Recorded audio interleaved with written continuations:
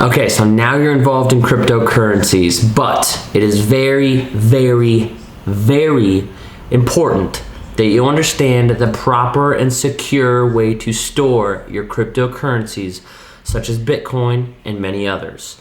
In today's episode, I'm going to tell you a little bit about why you should be doing this, how to do it, and how to carefully make sure that you don't mess up or that nobody else steals or messes up your cryptocurrency holdings for yourself. All right, now, a lot of people don't do this.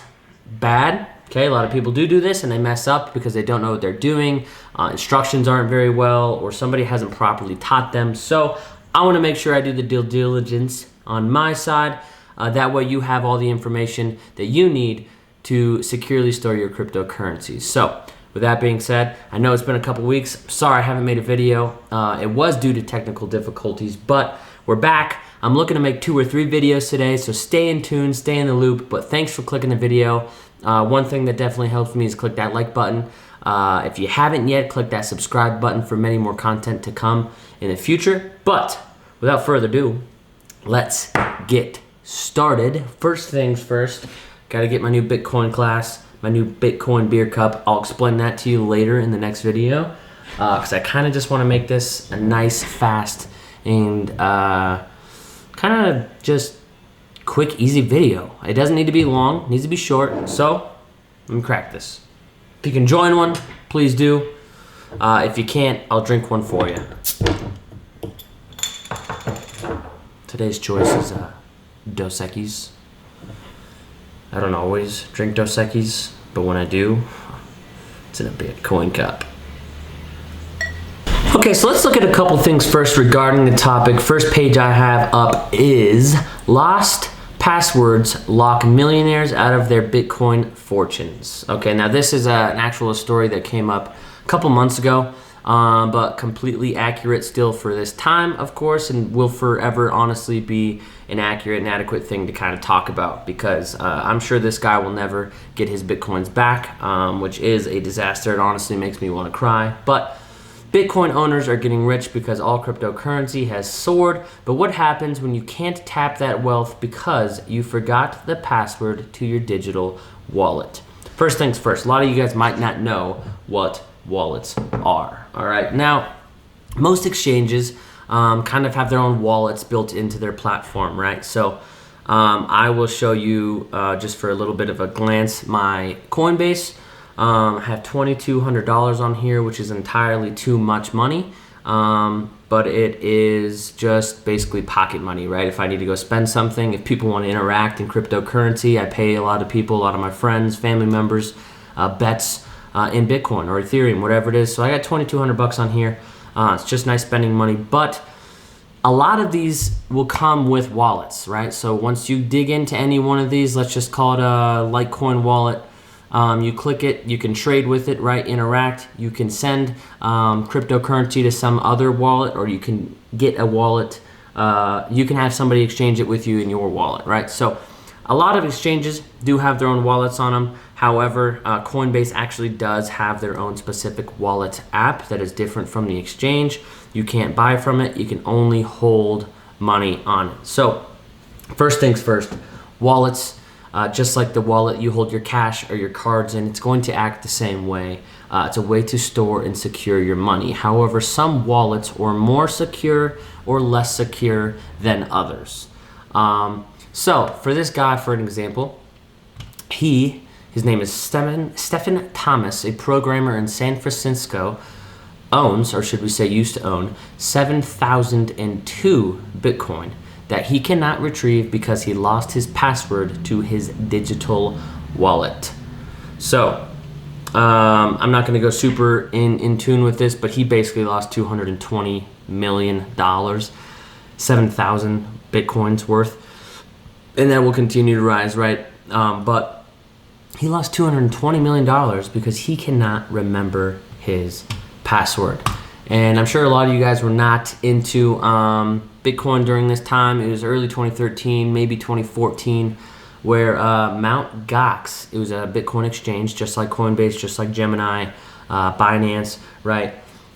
They were an exchange that had 850,000 Bitcoin stolen from the exchange, taken off of people's wallets. So, right, imagine Coinbase or Binance or Gemini being hacked, and your Bitcoin was stolen from the wallet that you have on their account, and you can never retrieve it. You can never get it back. Okay, so big problem, big problem, because if you send Bitcoin to the wrong address, it's gone forever. Okay. And if somebody steals your Bitcoin, gone forever. If somebody steals your passwords to your Bitcoin, gone forever. So basically, in the scheme of things, what I'm trying to tell you is you need to find a good wallet. Okay, so let's kind of go over first hot wallet versus cold wallets. The phone wallet that you just saw me pull up, those are considered hot wallets because they're connected to the internet, the Wi-Fi. All right, so hot wallets refers to any cryptocurrency wallet that is connected to the internet. Cold storage refers to any cryptocurrency wallet that is not connected to the internet. Generally, cold storage is more secure, but they don't accept as many cryptocurrencies as most of the hot wallets. Okay, so this is true. Now, show you one more time. Ready? Let's just say wallet that's on my phone, hot wallet. It's connected to the internet. Wallets that I have in my hand, cold wallets. They are not connected to the internet. And this is good for a couple reasons, right? The hot wallet is good if you want walking around money. It's got money on it. You don't have to worry about if somebody steals it or hacks the system. They steal, what, a couple $100? Not a super big deal.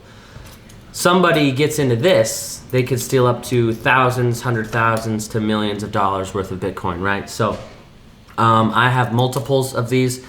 This is kind of like my main keychain that I like to kind of keep around me. But two different kind of ledgers on here. Ledger is my favorite cold storage hardware wallet that I have. I have played around with a couple other stuff, but Ledger is, in my opinion, it's kind of like Apple. It's very user-friendly.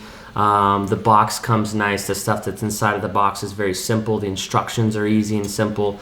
They often give a lot of discounts, and they're pretty cheap, in my opinion. So, cold versus hot. You definitely want cold, but you're gonna want hot also, just for walking around money.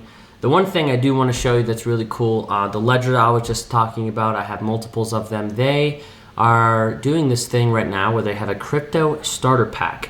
Curious about crypto, but unsure where to start? The Crypto Starter Pack is made for you. The pack contains a selection of everything you will need to start off on the right foot, including a Ledger Nano S, which is this one right here, beginner's guide in PDF format with the ultimate tips and tricks, and a $25 voucher mailed 14 days after purchase. And you can use that $25 for whatever you wanted. Personal opinion, buy some more Bitcoin with it, right? But only $70 for this crypto starter pack. So really cool stuff. And if you actually go to their site though, they just came out with multiple more colors for their Nano S. And keep in mind, their Nano S is $60. Okay, so the thing that I always like to tell people is you want to buy a cold storage wallet when you feel like you have a lot of money in cryptocurrency. And a lot of money is different to a lot of people. Some people think $300 is a lot of money. Some people think $1,000 is a lot of money. Some people think $10,000 is a lot of money, okay? Whatever that line may be for you of, hey, this is a lot of money and I don't want to lose it, that's when you need to buy some of these, okay? Not some, one, I'm just a fanatic, I'm crazy. I love to put my money in multiple piles and folders. I have some of these set up for family members, cousins, goddaughters, stuff like that. So, kind of money kind of laying around, but they have one of these Nano S's for $59, okay? So if you have $1,000 in your hot wallet, what's $59 to make sure that your $1,000 doesn't get stolen or you don't lose it, right? So definitely very good in my opinion. It's cheap, and they have some really cool colors. I've been trying to get this yellow for a long time. I should have done it the first day they came out because I had time to buy it, and I really want this transparent. The blue is actually not too bad. It's kind of cool. Don't like the green. The pink is not too bad, but I'm really after this yellow and transparent. Anyways, moving on. This is an older version. It actually does hold more cryptocurrencies than the newer version does. So this is the X version. Just looks a little bit cooler because it's giant screen instead of the small screen, do the same thing. They literally do the same thing. So a lot of people ask me, what's the difference? The older version holds a lot more cryptocurrency. It's cheaper. The other one has a bigger screen, holds a little bit less at the moment, and it's more expensive. The other one is going to be probably about 116, somewhere around there, dollars. Doesn't show it here on this page, but now they're tamper-proof, okay? So your Bitcoin's not actually stored on these devices. Your Bitcoins are stored on the blockchain, okay? That's the way it works. Your Bitcoin is stored on the blockchain, but for you to receive those Bitcoin, you need to access a private key. Your private key is attached to your public key that people can send crypto to, or what you would assume you send crypto to when you get a wallet yourself. But the important thing about these ledgers is they will come with a seed phrase, 24-word password. So I got a 24-word password for this. I got a 24-word password for this. After the 24-word password, I have then another password that you have to use to even get inside of it. All right, so it's very secure. I can lose these. Someone can steal them from me. I can drop them in water. I can wash them in my pants. My money is not stored on these. Sip time. We'll get back to that part in just a second.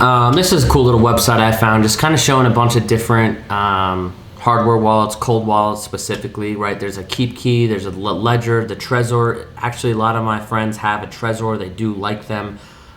They do hold a significant amount of cryptocurrencies, a whole different variety of batches. And then it's kind of just gives you the breakdown of like which hardware wallets do different things, what cryptos do they sell, the price like we just talked about, the security features. Now here's what I want to get to, and by the way, this is what I was talking about. The box, very simple, right? They give you the lanyard, they give you the cord, and then kind of like an instruction manual on what to do next.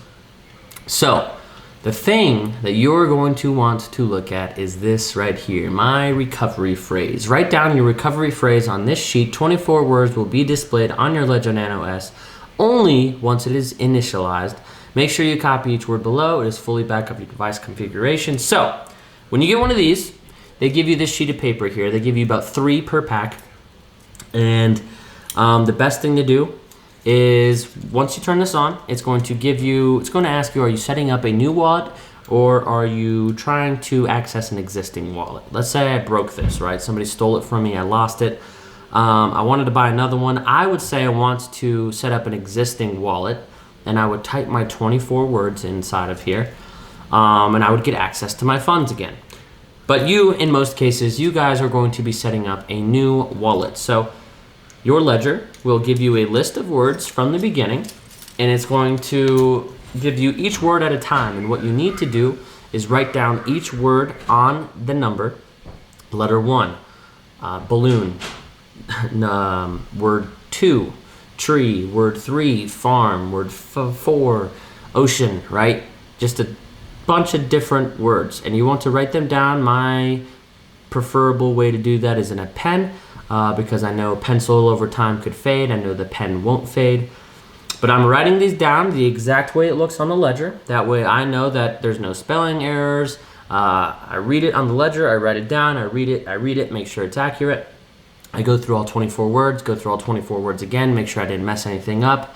Because that is the recovery phase if you ever do anything wrong with these. Now, the recovery phrase is something you want to keep secure because they are completely in control of your money and your wealth, right? So you don't just want it laying around on a table that somebody can pick around. If you have a safe, put it in a safe. If you have a safety deposit box, put it in a safety deposit box. Personally, for me, I have a couple different ways. I've divided my passwords into multiple sections. So some people cut them in half, 12 words, 12 words. Some people do something like I did where it's either 3 or 6 words cut up, and they're all in different locations. Some people remember their seed phrase in their head, which I have also done with one of my passwords, one of my ledgers. But, do whatever works for you. Personal opinion is you can't get this paper wet. You don't want to lose these papers. You don't want someone to steal them. You know, hopefully your house doesn't get caught on fire. If your house does get caught on fire, hopefully your paper's not there. Hopefully it's in a fireproof safe, right? Lots of different things to go about this, which is kind of why I wanted to tell you. You just got to keep it safe. So, personal opinion, you definitely need to get one of these once you get enough money to where you think you don't want to lose it, don't want to get it stolen from you. Buy a cold wallet, whatever you think is best for you. Write down your 24-word seeds. And securely place them in something that you know no one is going to tamper with, steal, or mess up. That is my advice to you guys, and like I said, it's going to be a quick, short video. If you have any questions about this, please put it in the comments. I know I might have been a little bit fast. Like I said, I was trying to make a quick video, but please, if you have any comments at all or questions or need me to do a future video on this, let me know. And I do want to do more future videos on this, but for a lot of people, a lot of my friends who are kind of getting into this, I want them to know the proper and secure way to store their Bitcoin, because there's two fears that I have, basically. And that it's one, people coming up to me in 25 years saying, hey man, why didn't you tell me about this Bitcoin thing? Well, I did. I told many people in person. I told many people over text over the years. I've made videos over the years, right? So that part's out of the window. But then the next part that honestly frightens me is the fact that I get a lot of people into this and then they don't know how to securely or properly play in the realm of the space, and they lose their crypto. And I don't want that to happen to anybody. So otherwise you'll be like that guy who lost $220 million. Not my plan. So keep your crypto safe, guys. Not your keys, not your crypto. Have an awesome day. Thanks for joining. Definitely hit that like button if you thought this video provided any value to you. And we'll catch you right after this dentist appointment for another video. Peace out.